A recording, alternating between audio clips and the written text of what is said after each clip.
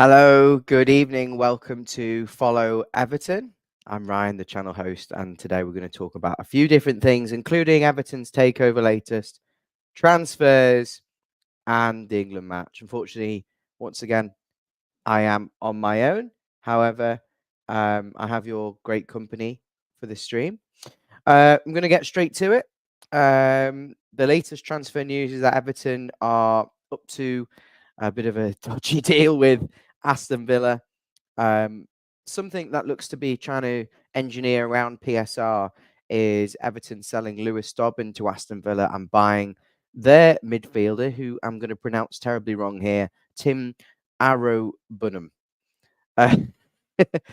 Timothy Emeka Arrowbunham, midfielder for Aston Villa.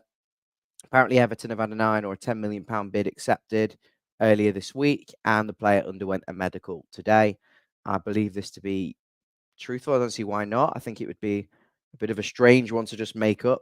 And the talk is that Lewis Dobbin is going in the other direction. Of course, Lewis Dobbin, an academy player for Everton. He's been at Everton since 2014. So any funds from the sale of Lewis Dobbin would go straight in terms of making a positive contribution to how the finances look at Everton with him being homegrown.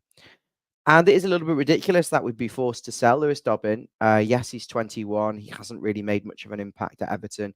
Just a 12 very short sub appearances last season. I think there was a couple of starts in there, but mostly sub appearances and not for long as well, of which he scored one goal famously in the 2-0 win against Chelsea, but didn't really get a chance, had some injuries. And I think it is disappointing because you would ideally want to keep these players, maybe give them another loan, try and get them involved. But the fact he didn't break through into the first team, hasn't made the step up into something like the England under-21s. Is he going to make it? Is he going to be quite good enough? I'm not entirely convinced he will be at Premier League level. And that's my honest to God's thoughts on him. I think Lewis Dobbin, yes, you'd possibly want to keep him, and it's a shame to let your young players go, but at 21, he's not really made the breakthrough. Is he ever, going to get to that level? I'm surprised, in all honesty, Aston Villa, who've just qualified for the Champions League, would take him, but it definitely seems to be more to do with the fact that Everton are signing their midfielder, Timothy Arrowbunham, a £10 million deal. Probably both clubs are putting very, very small down payments down, and it's all to do with financial fair play. Let's see if more developments come out on that. On Timothy himself, the Villa midfielder, just the 12 appearances for him 15 appearances for him last season in all competitions, 9 in the Premier League, no goals scored. He's a defensive midfielder. He is an England under-20 international. I wonder whether the two are valued very similar, and it's effectively a swap deal, but with money exchanged to satisfy PSR. He did have a very fruitful season on loan in the Championship for Queen's Park Rangers in 22-23, making 32 appearances. So I think he's on a player on the cusp of something, and he wants to, to get more first team football. But is he really going to get that at Everton? I think his path, really, when you've got Garner and Onan in front, is that going to be a nice clear route for him into the first team and a reason to escape Villa? I'm not 100% sure. Let us know what you think in the comments about this. The other news then, with regards to transfers, I'll put the transfer banner up. I know everyone loves a bit of transfers. And if you're new here, please make sure you do like and subscribe. Jack Harrison on loan again. This was basically Everton were keen to sign Jack Harrison when they made their statement about the players that were leaving. They did specify that they would talk to Leeds, and there is a clause in his contract with the Yorkshire club which says he can leave on loan if they are not in the Premier League. And as such, Leeds lost in the playoff final to Southampton. So Jack Harrison is available on loan with the clause triggered by Everton, and it all being seen to be a formality that he will re-sign on another season-long loan. I wonder whether we could have asked for a permanent deal on the cheap, but you think Leeds want to hold on to him. and do consider him as an asset. He has got a record in the past of scoring a lot of goals and assists. But really, at Everton last season, I thought right midfield with Jack Harrison was one of the weakest areas, and it was certainly one that I would have been prioritising. If I was to go through a list of the starting 11, I would have said right mid would have been my pick of.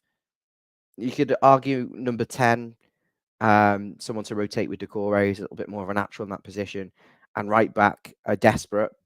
But I'd say right midfield was the overarching top priority there, because Jack Harrison, 36 games for Everton last season, but just 4 goals and 3 assists.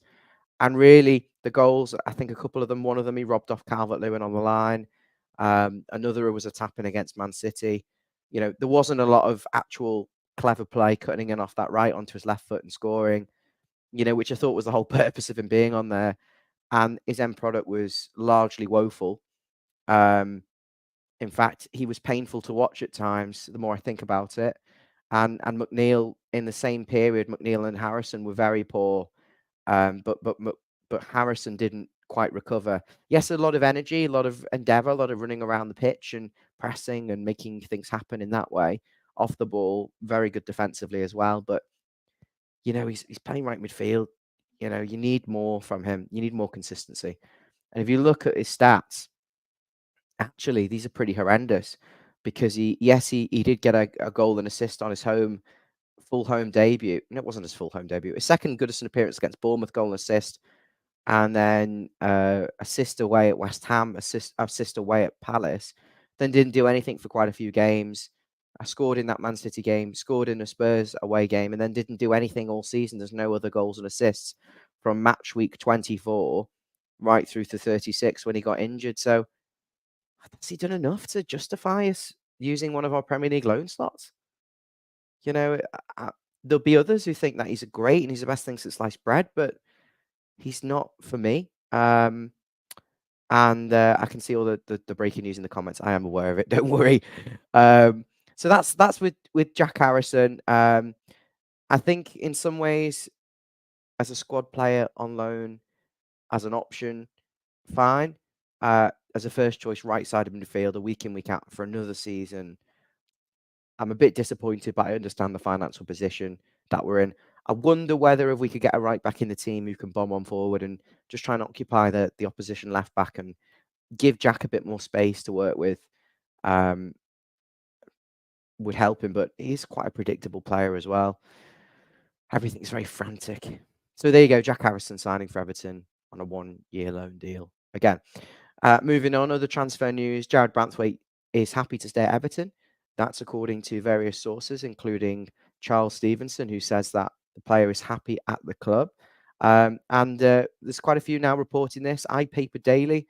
And I think, in all honesty, I'm not surprised. He's just signed a new 4-year deal. He would have known at that point, had he gone on to progress, that he's got to honour that contract, which is another 3 years. And I think Everton should speak to him about possibly giving him a new contract on extended wages, and extended wages. Sorry, I've just dropped my phone over.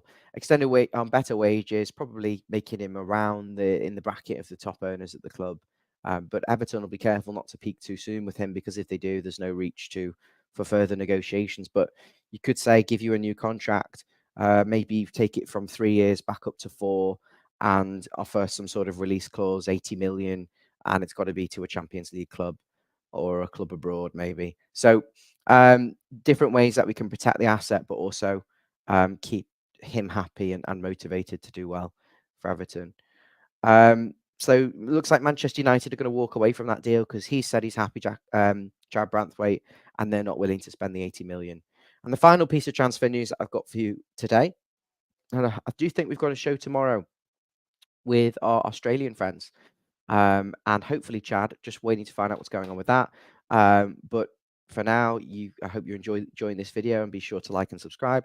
Ilman Andaye, the Senegalese midfielder, good friend of Idrissa Gana Gueye. He's currently playing in Marseille. He was at Sheffield United the season before last, and Everton did bid for him, 30 million apparently. So it must have been installments and Klarna and all that sort of thing. But he's a player fits the description of what I've requested, which is number 10 slash left wing slash right wing. So he can cover all the positions across the front, but predominantly a number 10 slash centre forward. And he did play it as a centre forward for Marseille this season 16 times, only 3 goals, 3 assists, but it's not really his natural position. He made 30 appearances in total, 3 goals, 5 assists, played 1,600 minutes. Is that a lot of minutes? That's less than 20 full games, actually. So you could argue they're not terrible records, but he's apparently now open to a move back to the Prem. Everton are chasing him. Garner's on the phone asking him to come. So let's see if we can get him in and he can compete with Decore, offer a backup option, and also play on either wing if we're stuck, and offer a little bit more quality. Still like to see us go and sign another right midfield, regardless, especially with Lewis Dobbin's potential departure. Moving on, actually, let's very quickly look at the comments. But Barry says Dobbin's not good enough. Peter's not happy with selling Dobbin, but he probably isn't good enough, mate. We haven't seen anything from him, and he hasn't done enough in training to get into the team. Tazul saying, I like our new transfer policy, young, pacey players. Thank you for that. And one finally, Peter agrees with me. Harrison's a winger who can't cross the ball, not good enough at all. Okay, so that's the transfer news. Make sure you like and subscribe. Just very quickly talk about England. I don't know how many of you watch England. I do. It was so boring and painful to watch. Almost reminded me of Everton a few years ago when we used to play very deep and the fullbacks wouldn't get forward and we'd be pretty tragic with our press and in transition. That was everything I saw from England today. Gareth Southgate has somehow managed to take players who were playing for the best striker in the world, the best teams in the Premier League, and Arsenal, Man City, and make them woeful, playing completely different to how they would play for their club teams, which is high press, high energy, winning the ball back fast, defenders on the halfway line. And there was none of that. There was no press. There was no energy. There was no endeavour, no creativity. He's got a terrible left back in Kieran Trippier, who's offering nothing down that left side. And Alexander Arnold in midfield is just a woeful experiment, which is offering no balance. He looks absolutely hapless in there. So Southgate is treading on thin water, fine ice, sorry, and we'll see how he gets on in the final game. England should qualify, but not by playing well, by just scraping through. And the final bit of information is just while I've been preparing for the stream, Dan Friedkin of the Friedkin Group and the owner of the Toyota distribution in America, also owner of Roma Football Club, is buying Everton. He's just entered exclusivity. It was expected. So he now has an period of exclusivity to get the deal done, which will include Premier League ratification. And he is buying, so as per the comments say, I need to clarify this, but Barry, one of our regulars, is saying 94.1% of the shares, which I believe is all of Farhad Mashiri's shares. He could, if he wanted to, then go on and buy all the shares in a compulsory takeover, I believe. But I think this is exciting times, and Everton are going to get a new fancy sponsorship deal coming in related to the new stadium.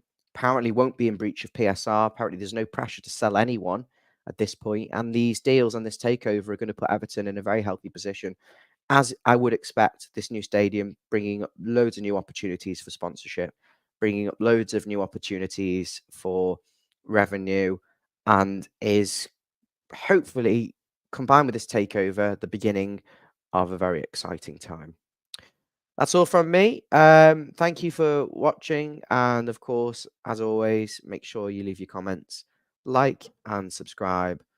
And if you'd like us very, very much, you can always join the channel, which is a small donatory cost and helps covers all of our running costs. Until next time, see you soon.